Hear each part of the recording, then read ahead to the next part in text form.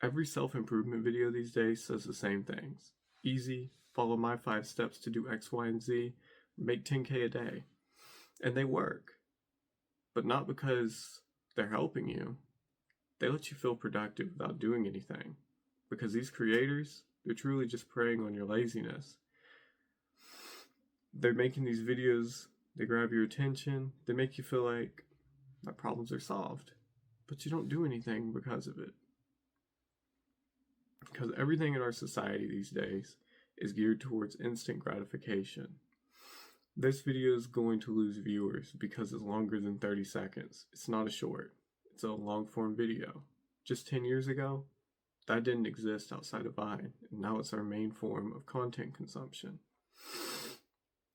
We're coming to expect not only information quickly, but we're also trying to expect our results quickly. And these videos are doing a great job at grabbing people and pulling them in to do so.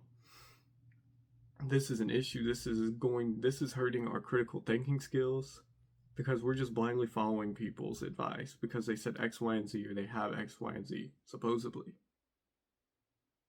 But the advice, there's nothing wrong with it. The advice is sometimes good, it's trustworthy. Some of these people really do have it the way. But the issue is, you're not listening. You're consuming this content because it makes you feel good. It makes you feel productive. It makes you feel like you don't have to do it, truly deep down. These videos will have you feeling like, I'm gonna be a millionaire tomorrow. I'm gonna have a girlfriend tomorrow. I'm gonna fix all my relationship issues tomorrow.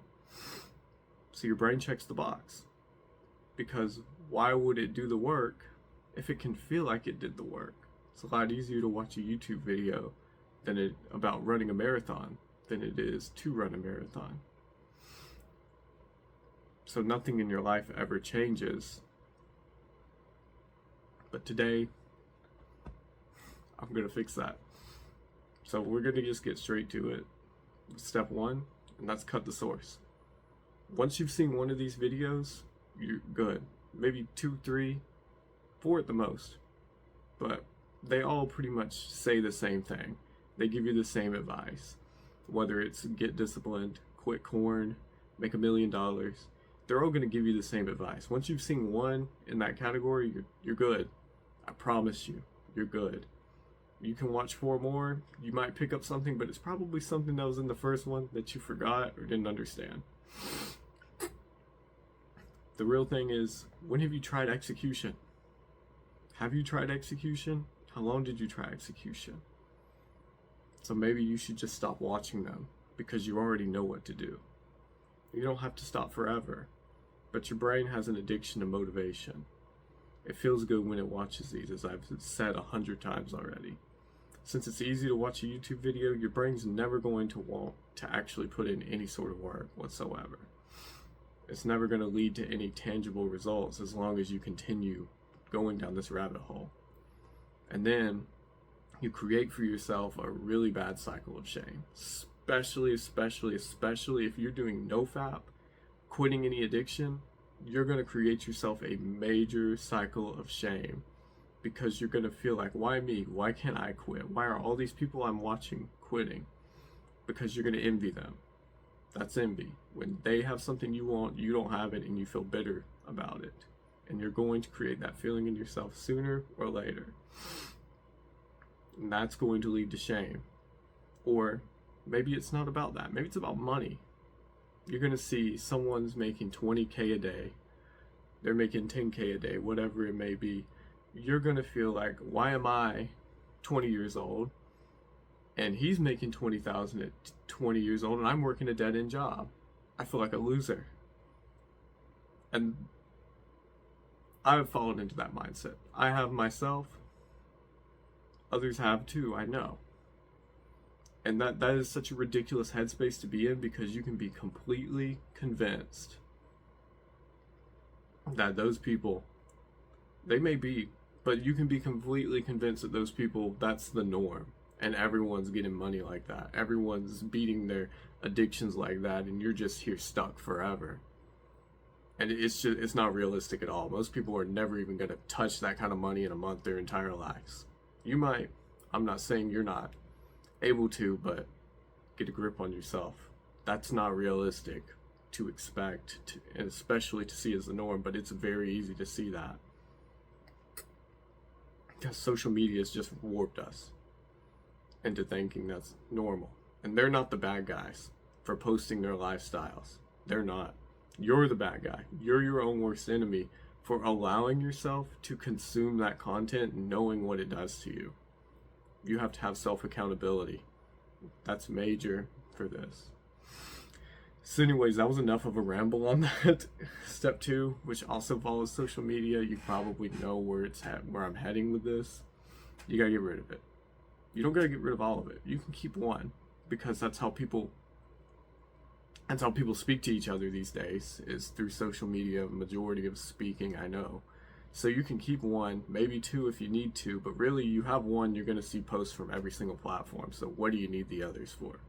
Pick one, ideally the one you use the least, whatever that may be, and keep that one if you need to. If you don't. I mean, that's simple, that's straightforward, that's an easy step. Easy to speak, hard to do. Don't beat yourself up, because it's an addiction as well. There's a lot of addictions here. Step 3, clean your mind. You know how when you're trying to lose weight, you got to clean your body, you got to eat healthy. Same thing goes for up here. Your brain is going to process everything you see. The stuff you don't remember, the 160 reels you scrolled last night before you went to bed. Your brain is going to process every single bit of it, even if you don't remember it. So give it a break. Take your time, relax. Relax means no devices, no music, preferably no people, but if you need that, sure. Take a walk, take a bath, sit on the porch, lay outside, stare at the stars. Something, just give your damn brain a break. The mindset of taking care of yourself or having a hobby has been warped by social media as well into being a waste of time. It's a cesspool of opinion, but that I see that being pushed as a norm all the time. Because you're telling me the dude on social media that runs 5 businesses wakes up at 5 a.m., goes to sleep at 10 p.m. every day and does nothing but work all day long.